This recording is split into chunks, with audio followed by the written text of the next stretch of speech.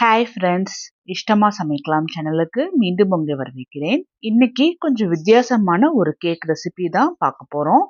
கோதுமை மாவு வச்சு நல்லா சாஃப்டாக முட்டை, தயிர், மைதா, சர்க்கரை இல்லாமல் நல்ல சாஃப்டாக கடையில் கிடைக்கிறது போலவே கேக் எப்படி செய்யறதுன்னு தான் பார்க்க போகிறோம். இது வரைக்கும் இஷ்டமா சமைக்கலாம் சேனலை சப்ஸ்கிரைப் பண்ணிக்கலனா சப்ஸ்கிரைப் பண்ணிக்கோங்க. கேக் செய்யறதுக்கு முன்னாடியே கேக் டின்னை ரெடி பண்ணிடுவோம்.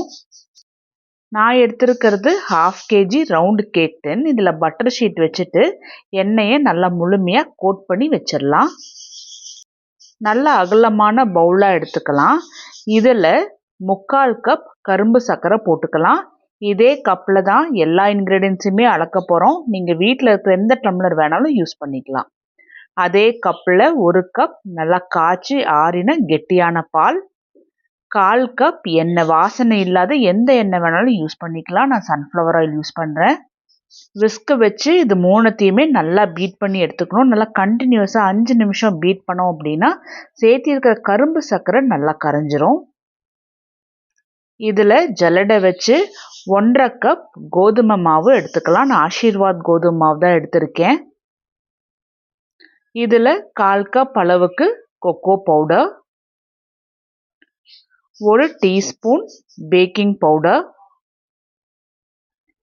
1/4 teaspoon baking soda, 1 teaspoon instant coffee powder, நான் ப்ரூ தான் எடுத்திருக்கேன். இது கூடவே 1 பிஞ்ச் உப்பு.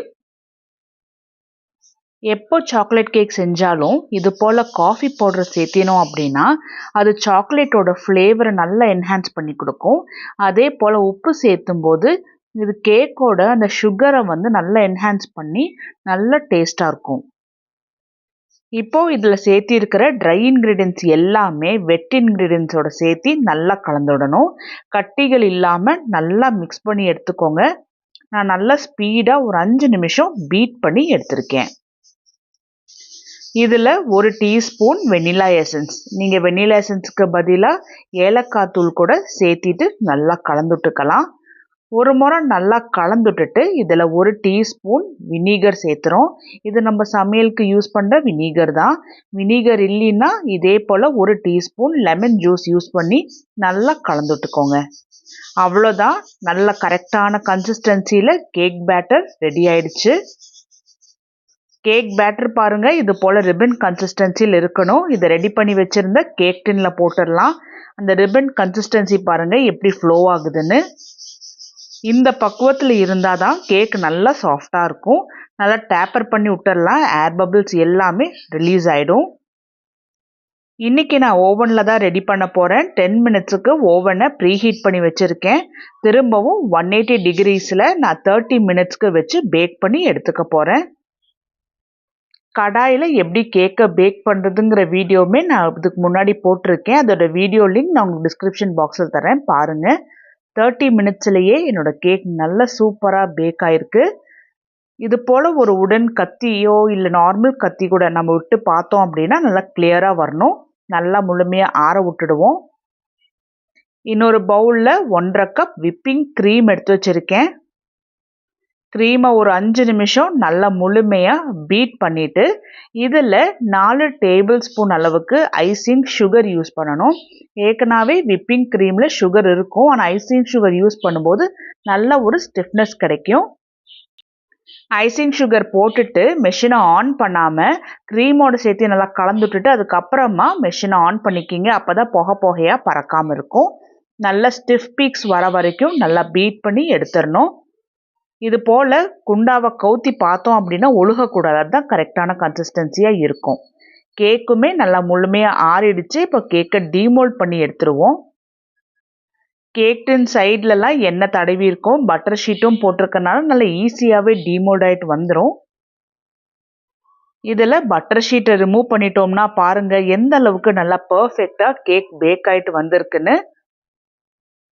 சர்க்கரை, தயிர், மைதாலாம் சேர்த்தாமல் கேக் நம்ம ரெடி பண்ணியாச்சு. இது இப்படியே நீங்கள் சர்வ் பண்ணுறதுனாலும் சர்வ் பண்ணலாம், மேலே நட்ஸ் எல்லாம் தூவி விட்டு. ஆனால் நான் இன்றைக்கி என் ஹஸ்பண்டுக்கு பர்த்டேங்கிறதுனால நான் இந்த கேக்கை ரெடி பண்ணுறேன்.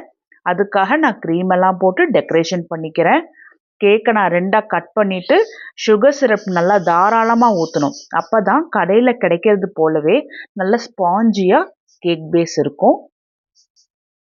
கேக்கை 2ஆ கட் பண்ணியிருக்கோம். 2 பேஸ்லேயுமே நல்லா இது போல் சுகர் சிரப்பை ஊற்றிடணும். அதுக்கப்புறமா ரெடி பண்ணி வச்சுருக்கிற க்ரீமை போட்டுக்கலாம். இது எல்லாமே முற்றிலும் ஆப்ஷனல் தான். நீங்கள் அப்படியே கூட சாப்பிட்லாம், இல்லை இது போல் பர்த்டே கேக்காட்ட ரெடி பண்ணி கூட சாப்பிட்லாம். நான் சிம்பிளான ஒரு பர்த்டே கேக் தான் இப்போ கஸ்டமைஸ் பண்ணியிருக்கேன். உங்களுக்கு எந்த டிசைன் வேணுமோ இல்லை க்ரீமில் என்ன கலர் வேணுமோ போட்டு அது போல் டிசைன் பண்ணிக்கலாம். நான் கேக் நடுவுலையுமே க்ரீம் அப்ளை பண்ணிவிட்டு மேலே பேஸும் வச்சுட்டு மேலே ஃபுல்லுமே நல்லா இது போல் க்ரீமாலேயே கவர் பண்ணிட்டேன். டார்க் சாக்லேட்டை நான் நல்லா சொருவி இது போல் நடுவில் வச்சுட்டு சைடில் எல்லாமே ஸ்டார் நாசில்ஸ் வச்சு நான் டிசைன் பண்ணிகிட்ருக்கேன்.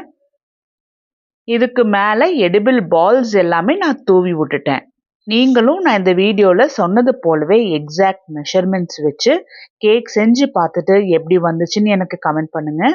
இந்த வீடியோ உங்களுக்கு பிடிச்சிருந்தா லைக் பண்ணுங்கள், உங்கள் ஃப்ரெண்ட்ஸ் எல்லாத்துக்கும் ஷேர் பண்ணுங்கள். இஷ்டமாக சமைக்கலாம் சேனலுக்கு சப்ஸ்கிரைப் பண்ணிக்கோங்க. டெய்லி நான் போடுற வீடியோஸ் உடனுக்குடனே நோட்டிஃபிகேஷன் வர பெல் ஐக்கான் ப்ரெஸ் பண்ணிக்கோங்க.